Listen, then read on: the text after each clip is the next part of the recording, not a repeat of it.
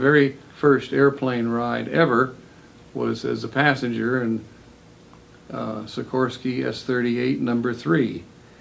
And my dad was an engineer for Dole Pineapple, and of course Lanai was Dole's one of their major growing areas, and so Dad would go over there on business periodically. And so one day he took the family, and so we all went down to the airport and climbed aboard number 3. And climb is the right word, because there was a wooden steps or ladder that you would climb up, and there was a hatch on top of the fuselage, because remember, these airplanes are amphibians.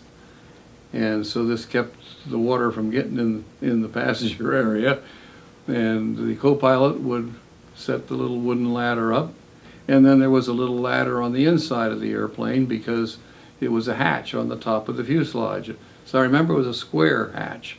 You opened it or slid it open and climbed up the outside stairs and down the inside ladder and went up and found a seat. It carried 9 passengers.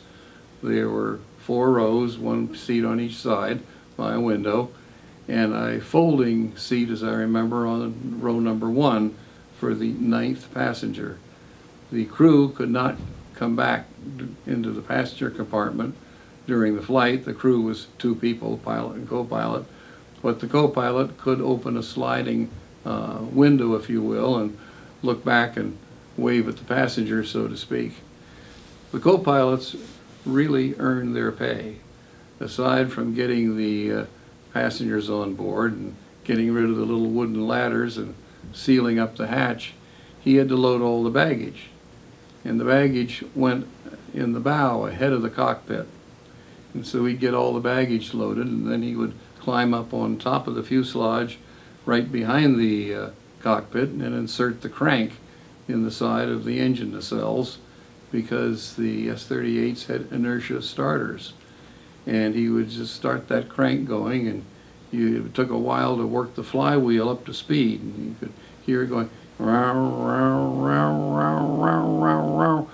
And when he got it up to speed, then the pilot would give him a signal, and he'd take the crank out and reach in and operate a hand clutch that would clutch the flywheel into the engine crankshaft, and then the prop would go crank, crank, crank, crank, and it never started on the first time.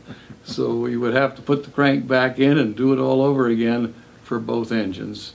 And then when the engines were going, then he would climb in his hatch, shall we say, on the right-hand side of the fuselage, and we'd taxi out and take off. And as I remember, the S-38s had to take off in between the runways because they didn't have tail wheels. They had a tail skid. And with the newly paved runways at John Rogers Airport, I think they were a bit concerned that the S-38s would plow up the asphalt. So they tended to take off between the runways, if my memory serves me correctly. And I would guess that their cruising speed was about 90 miles an hour, 80 knots or something like that. And so that meant the flight to Lanai was probably about 3/4 of an hour. And anyway, those were my first 2 airplane rides, and I do treasure those memories.